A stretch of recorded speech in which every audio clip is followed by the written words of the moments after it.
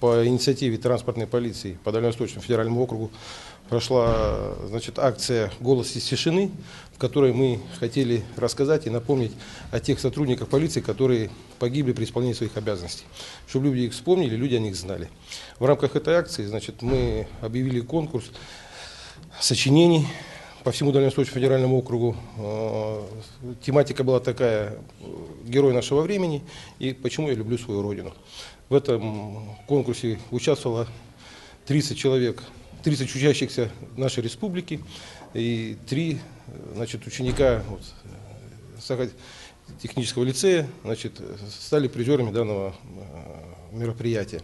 Сегодня мы находимся, значит, в этом учебном заведении, где вручили награды учащимся и поблагодарили педагогический состав за работу и за тот труд, который они проводят на протяжении всего времени.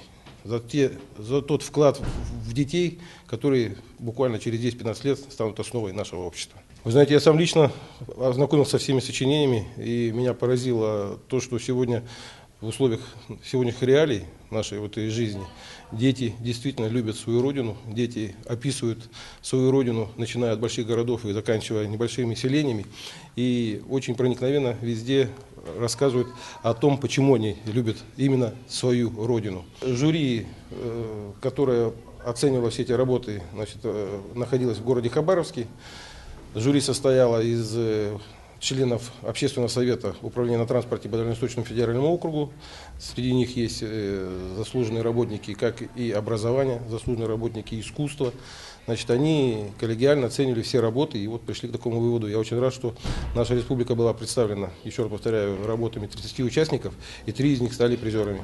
Поступил звонок, значит, от Натальи Алексеевны, что проводится конкурс на такие темы, чтобы мои дети могли поучаствовать. Я объявила моим детям, и мои вот несколько учащихся, где-то около 12 детей, написали сочинение, отправили. Я главным образом задавался вопросом, что такое для меня Родина,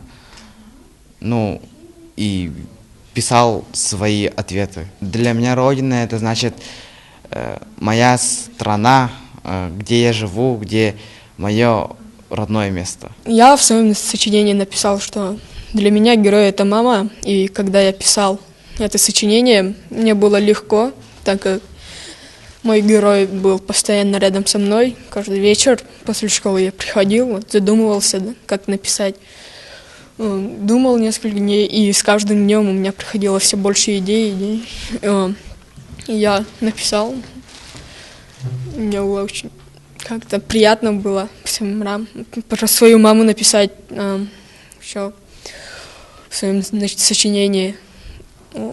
Как бы рассказал, что такое для меня герой, назвал несколько примеров. И сейчас многие говорят, что для молодежи какой-то маленьких детей говорят, что герои для них это какие-то вымышленные герои с какими-то способностями, но для меня не такие это герои, это всего лишь фантастика, и моя мама это для меня герой был.